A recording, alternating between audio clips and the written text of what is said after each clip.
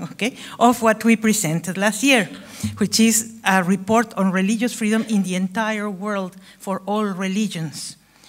And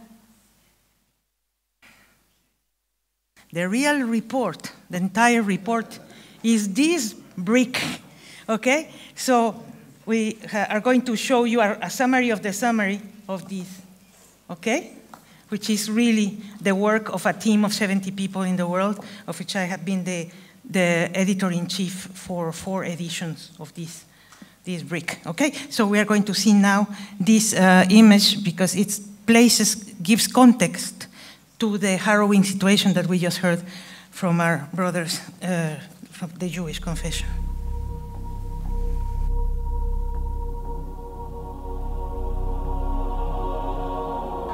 73-year-old Christian grandfather Nazir Gil Massi from Sargodha in Pakistan died after a mob attempted to lynch him after he was accused of blasphemy. The violence triggered a mass exodus of Christians from the neighborhood. Just a few months earlier, many more Pakistani Christians fled their homes after a mob of militants struck in Jaranwala district, torching more than 25 churches in a single day.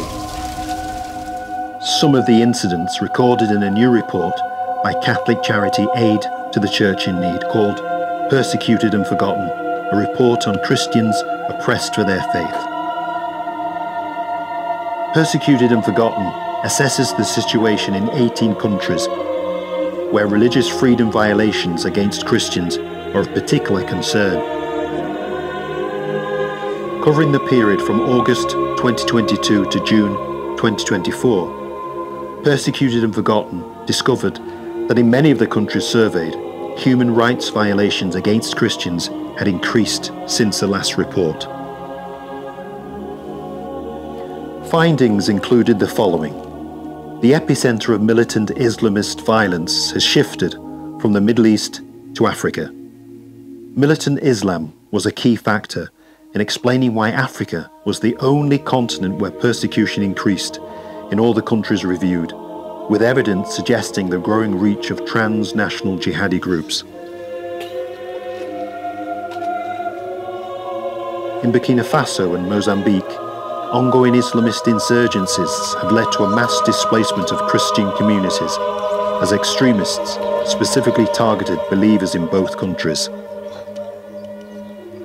Nigeria ranked 8th in the 2024 Global Terrorism Index as militant Fulani insurgents linked to extremist groups regularly committed massacres and other violent atrocities. Intensified targeting of Christians as enemies of the state or the local community. Authoritarian regimes ramped up repressive measures against Christians. China repeatedly detained Bishop Peter Zhao Zhumin of Wenzhou between mid-December 2023 and early January 2024. Nicaragua implemented a range of extreme oppressive measures targeting Christians, notably the mass expulsion of Catholic clergy. Conversely, Vietnam, despite ongoing problems, took steps to re-establish diplomatic ties with the Vatican and reduce the red tape stopping religious groups registering.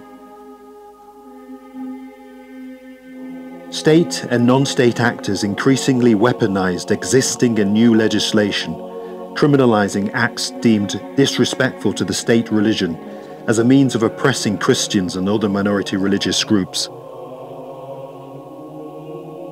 In just one state in India, 855 people were reportedly detained in less than 3 years under so-called anti-conversion laws. Reports highlighted the threat to Christian children, especially girls. Christian girls as young as 10 suffered abduction, sexual violence, forced marriage, and forced conversion in countries such as Egypt. UN experts expressed concerns about growing numbers of girls being taken from minority religious communities in Pakistan.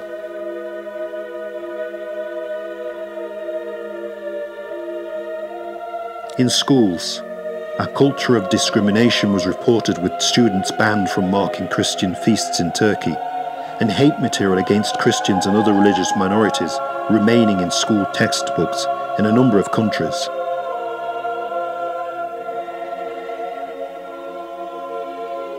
Defenseless, frequently ignored, and living as a minority in hostile environments, the future can look bleak for many Christians. But Aid to the Church in Need's Persecuted and Forgotten report shines a light on their suffering and brings it to the attention of the world. This report is not just a litany of woes, but an appeal for justice for those who are suffering. It is a call to take action to help those whose only crime is the faith they profess. Let us do everything we can to ensure that the world's persecuted Christians are not forgotten.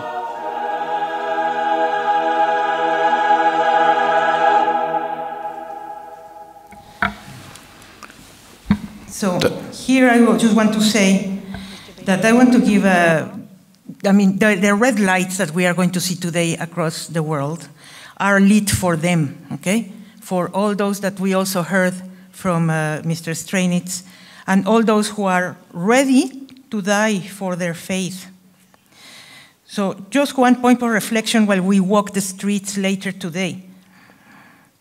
Today, these people are brutally attacked, but this did not happen from one day to the other. It was a build-up, as we heard also from Mr. Stranitz. Change came up slowly. So this, what we are going to hear from Elizabeth Francis and Päivi Räsänen later on are examples of how freedom of religion was slowly lost until we got there. Don't think that that is not going to happen ever in this land. So the presentation is about Europe, about the West, what we're going to hear from our colleagues now. But it's also presented in this report.